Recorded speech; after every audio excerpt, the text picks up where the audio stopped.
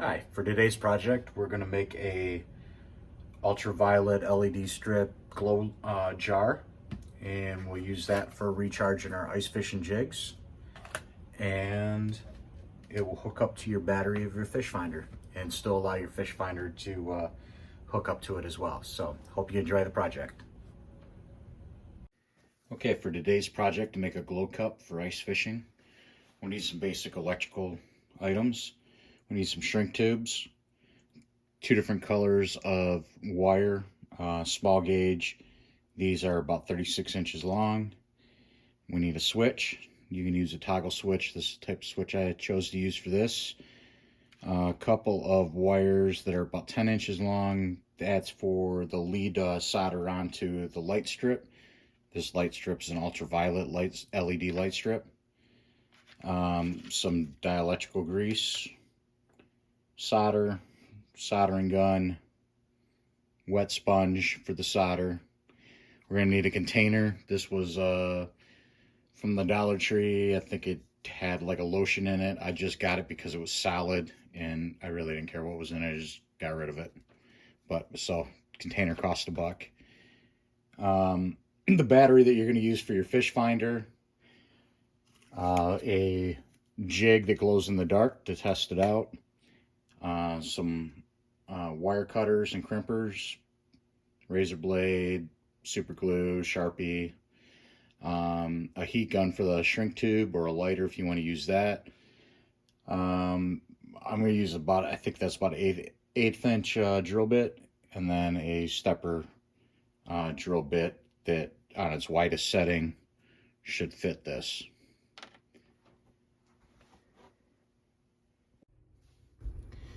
This is probably going to be a little bit hard to see, but there's a silicone rounded top to these LED strips. And so you cut them right in between the connectors. So like where this copper was double sided there, you kind of cut that right in half. And then you got to strip off that silicone in order to get to the connector so you can solder on some lead wires. And you can see that that copper goes all the way through the tube. So I tried cutting off the silicone, and what I found that was easier was I just slid the razor blade in between the two and kind of peeled back the LED strip from the silicone and then cut it off. And then I cut off some of the backing for the sticky side so that it didn't burn when we soldered. Then I have a piece of shrink tube that will fit over top of it.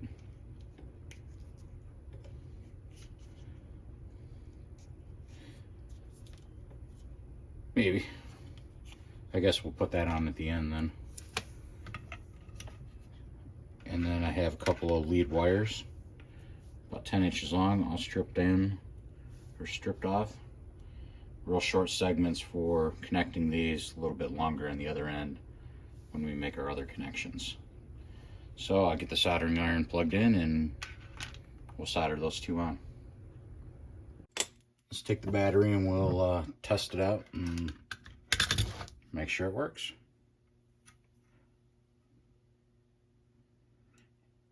And we're good. So then what we'll do is we'll throw on our heat shield or heat shrink. All right, I think that's centered.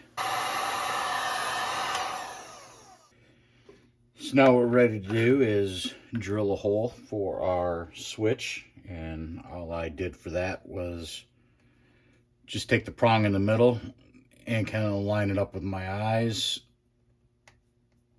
and see that that would kind of almost come up to the top, and wherever that is, I just made a mark. So we'll get that drilled out.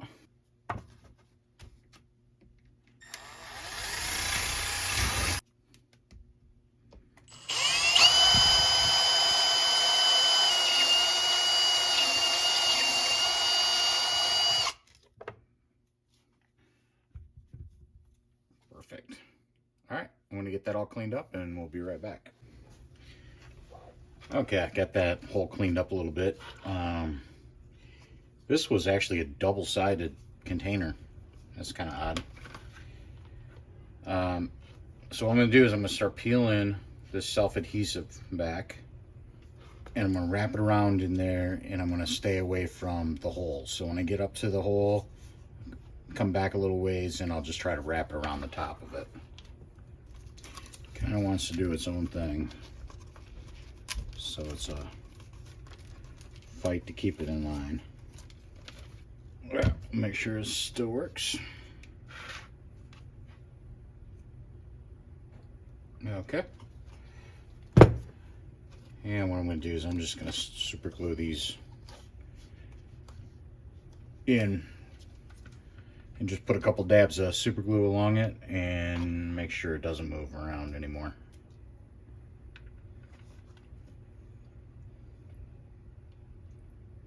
Alright, so I tinned the back of the switch, the prongs.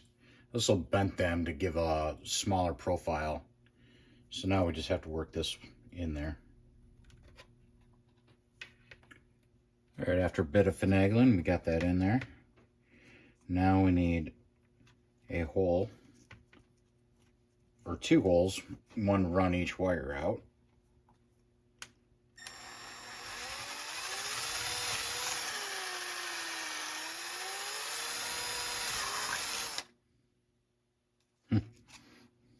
Not that close, but it's in there.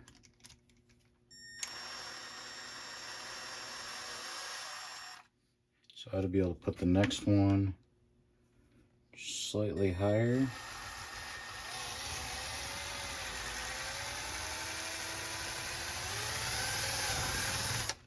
There we go. And that will get that out of the way. Now I'm going to want to solder this one onto the bottom here. And I probably want to make my wire only that long.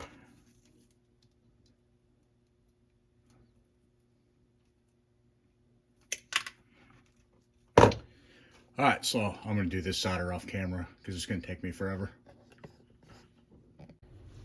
Alright, there's less tools in front, so that's a good sign. So I did get, after quite a while, the 2 connectors soldered on. I also applied a little bit of super glue where the wires were touching to try to keep them in place so it keeps them against the side of the wall. That way it's not in your way when you're dropping your jig in. And also put a little dab of super glue in the holes here. I was able to solder that one pretty nice, so I was happy about that. Because this will be outside, I'm going to use a little of this dielectric grease. And you really could skip this step. It's just an attempt to one more thing of waterproofing it.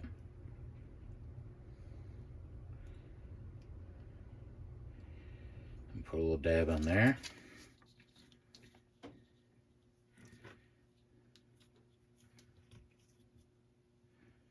And maybe this one's too small.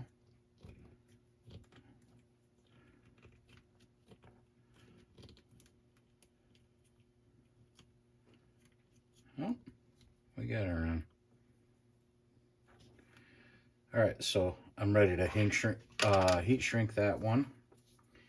And then I'm going to put on these little covers. I don't think I have enough, so I'm going to try to do a smaller white one if I can get that on there in between. But that's just to keep them together. And then at the end, we're going to put on and crimp on these piggyback blade connectors. So what that does is just like a typical blade connector. Let's see if you can see that. Like a typical blade connector, but it's also got an additional post. So what you'll be able to do is pull your fish finder off of your battery, plug your light in, and then your fish finder on top right here. So that way you can use one battery for both of them. And then we'll just put these in here and crimp them.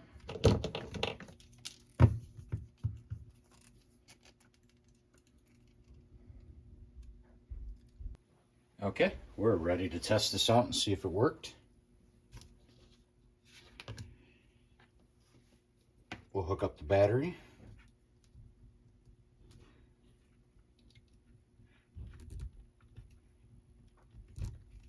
And this is where your fish finder would just hook right back up to the top post, so you could have them both hooked up at the same time.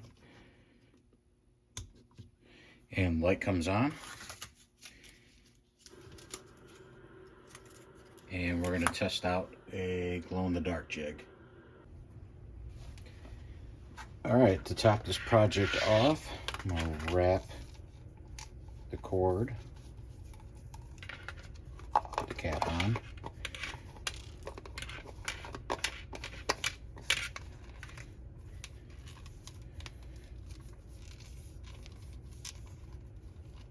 Wrap the cord around, and then we use this Velcro cable management ties.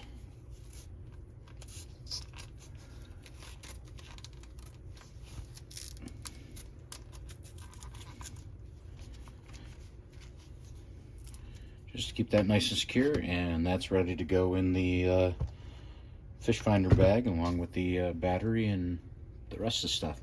So I hope you liked the project. It was a lot of fun to make, and look forward to using it here in a few short weeks. Thank you. Have a great day. Hooked up to the Garmin Striker 4 with the light ready to go.